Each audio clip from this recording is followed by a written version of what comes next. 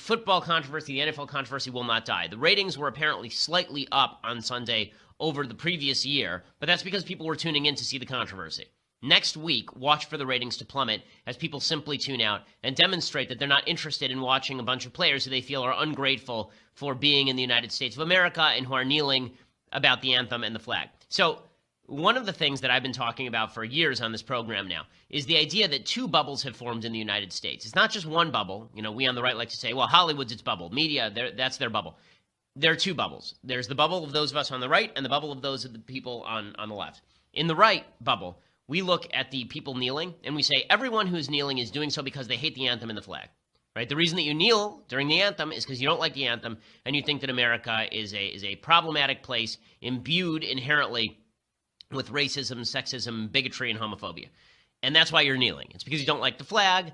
And there's some evidence to this. Colin Kaepernick, when he first knelt, said, I'm doing this because the flag doesn't stand for black Americans, which is just absurd. It's just asinine. It was the flag of the United States that was carried into battle by the black regiment during the Civil War, that you can see it in the movie Glory. You know, the flag has always stood for the Constitution and the Declaration of Independence and the development toward a better America. That's what the flag has always stood for, which is why smart civil rights protesters back in the 1960s weren't burning the flag. They were marching with the flag and saying, this is our flag, this is our America.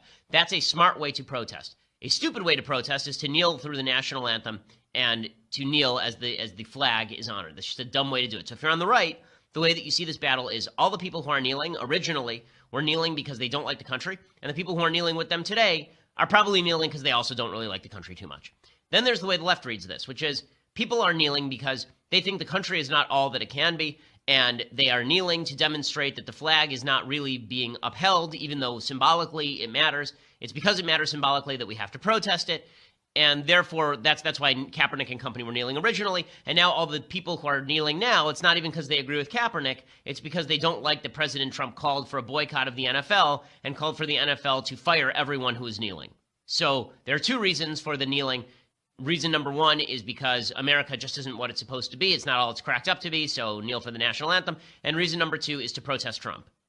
Okay, and these two visions of what exactly is happening, it demonstrates, it's sort of like the movie Rashomon. I mean, there are multiple viewers of a single event, and they're each taking what they want from that event. On the right, we're taking away there are a lot of people who don't like the country. On the left, they're taking away that there are a bunch of people who want to stand against America's fundamental values, and kneeling is the way to protest those people. Right, so that's actually what's going on. From an objective, if you're an alien coming in from outer space watching all of this, this is what you would say, right? There's a bunch of different perspectives on the same event. Now, I tend to think a few things. One, kneeling for the national anthem is dumb. Kneeling for the flag is dumb. Again, you'd be better off grabbing the flag and saying, this is my flag. I stand with the flag against these forces that stand against American values. So the kneeling is stupid. It's pointless. And it's bad PR. On the other hand, the people who were kneeling yesterday are not quite the same thing, or Sunday, not quite the same thing as Colin Kaepernick kneeling. They're not all the same people. Colin Kaepernick was basically kneeling by himself by the end of his career. And the people who were kneeling yesterday, a lot of them were people who were not on board with Colin Kaepernick kneeling for the anthem in the first place, but they wanted to show solidarity for the right to kneel. Right? In the same way that you sometimes see people sort of spite protest in order to piss off the other side. So there was some of that going on too. Okay, so let's see how this plays out. So you can see that on a political level, this is very beneficial for Trump and Pence. So President Trump has an inerrant nose for the controversy that is most likely to polarize the country in his favor. He's actually quite good at this, and he's done it repeatedly. So the left claims after the travel ban, oh, Americans hate the travel ban. It's just going to be terrible for Trump, the travel ban. The travel ban wasn't terrible for Trump. Most Americans were fine with the travel ban. The left doesn't understand that.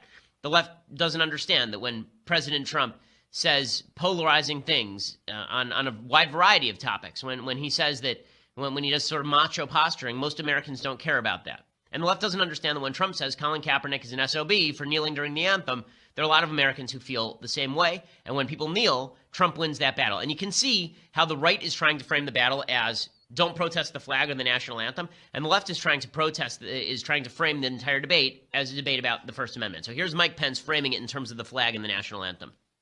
We've all got a right to our opinions, but I don't think it's too much. With a computer glitch? Okay. But I don't think it's too much to ask the players in the National Football League to stand for our national anthem. And I know the people of Alabama agree. Because, you know, patriotism is what unites us. It's about respect for the flag, respect for the country. And most importantly, it's about respect for all those who fought and died to defend it. And I think that Pence is exactly right, of course, which is why I've always opposed flag burning and kneeling on the flag and pictures of Bill Ayers standing on the flag. I think it's disgusting. I think all of that is quite gross. So this is how the right's attempting to frame it. You see groups like the NRA doing the same thing. The NRA released an ad last night, that essentially says the same thing. For the land of the free and the home of the brave. From high school gyms to towering stadiums, every time I see our flag wave, I feel a humbling reminder of the brave who keep and have kept us free. I stand to honor the sacrifices of the generations before me. Heroes who charged into battle through bombs and bullets, who lost their brothers and still pushed through, fighting for every inch of our freedom. I stand for my brothers who can't stand anymore. Men who hunted terrorists to the ends of the earth, who sacrificed their bodies and their lives so that we could peacefully live ours. I stand for the children, the spouses, and parents whose family made right. So you can see how ultimate political framing sacrifice happens for- here, right? And it's actually quite a good ad here, right? This is an attempt to frame this specifically as all the people kneeling are doing a disservice to service members and spouses and children of people who have died in combat protecting the flag and protecting our national unity. Right? That's the way the right is framing this. Now, here's the way the left is framing it. And it's like we're living in two separate worlds. Here's Hillary Clinton framing this in a completely different way. It's as though you're watching two separate narratives happening at the same time. Protest is a part of the American way of life, and it's something that I'm very proud of, whether I agree or disagree. I think peaceful protest is part of what has helped us make progress, learn more, be a better country over time. Okay, and this is what I don't like about what President Trump did, is that these were both principles that we generally believed, right? Pretty much all Americans believe this, that you should stand for the flag, you shouldn't disrespect the flag, you shouldn't disrespect the anthem, and also that what Hillary Clinton is saying about peaceful protest is basically correct, that we in America have always valued peaceful protest, we've always valued dissent, we think that that's a valuable thing. But now the left has basically grabbed hold of the dissent is patriotism banner, and the right has grabbed hold of the actual banner, and now they're going to war with each other. Is that good for the country? I don't think it's good for the country at all. And then the left takes it too far. So if that were the only battle, then I would say, okay, easy consensus, right? Easy to come together about this. Very simple. We can bridge this gap immediately. Stop kneeling for the anthem, or at least I understand why we criticize you for kneeling for the anthem. It's bad to kneel for the anthem. And also, if you want to kneel for the anthem, you know, that's your business, but we have a right to criticize you for doing so. Very easy consensus. But then Hillary Clinton decides to take this even further, and I'll explain that. And it should be easy to fix. Standing for the national anthem is appropriate. Kneeling is inappropriate, but this is America. You're allowed to do it. Everybody calm down, right? That's the easiest way to do this. Trump overstepped on the one end by using the flag to bash people who were kneeling to the extent saying that they ought to be fired. And then Hillary Clinton oversteps her boundaries, not by defending the First Amendment, but by then implying that anyone who opposes people who kneel is a racist. So here's Hillary Clinton doing that routine. I think it's deeply troubling that the president would be attacking black athletes for expressing their opinions peacefully.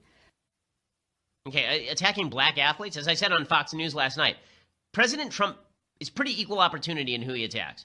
I mean, Hillary Clinton gets it on the shin from President Trump virtually every single day, and she's been not a relevant part of America's political scene for nearly a year at this point. So the idea that Trump is only attacking black athletes, really? I mean, he was attacking his own attorney general the same way like 6 weeks ago.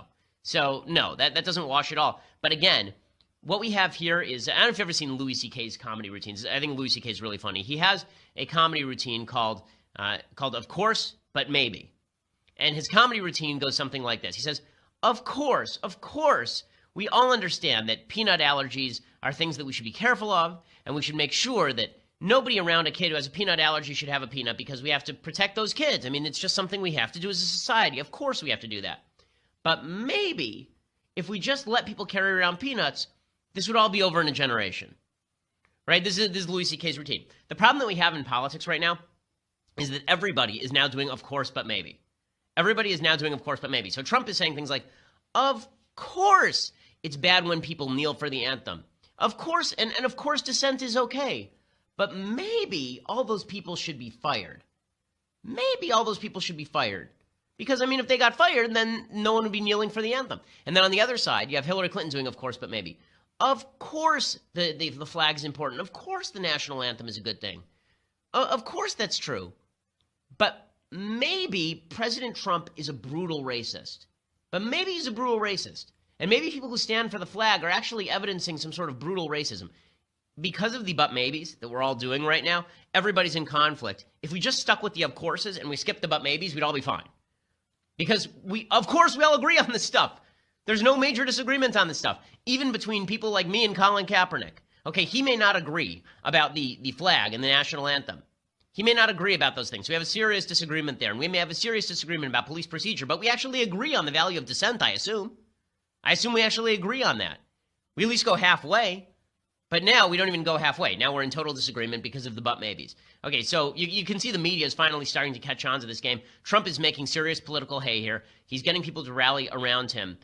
You can see that, we'll show you in a second how the NFL is really stuck between a rock and a hard place. But the media is beginning to catch on that Trump is playing a game and they are falling for it. Here's CNN's Jim Acosta, the least self-aware reporter in America, talking about how Trump is Trump trying to wage a culture war? Is he? Yeah, you think? This morning, he's putting out a tweet praising NASCAR, which obviously is geared towards a different demographic, and the way they stand in respect and honor the flag. Is he trying to wage something of a culture war? Okay, so is he trying to wage a culture war? First of all, the left started this culture war by politicizing sports. I have been saying this for years. I have been saying this for a long time. Trump did not start this war. He has just escalated the war. That's all. He's just escalated the war.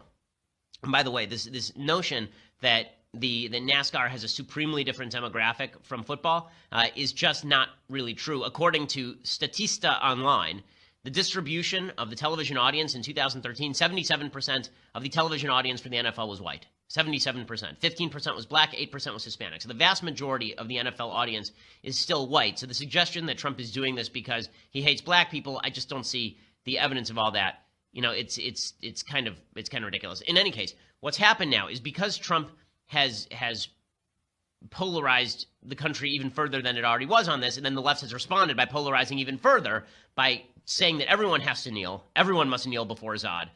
Now the NFL is stuck between a rock and a hard place because their audience is 77% white, and there are a lot of people in that audience, white, black, and Hispanic, who are not interested in doing this routine where they watch a bunch of people protest that America is a racist, terrible, terrible country.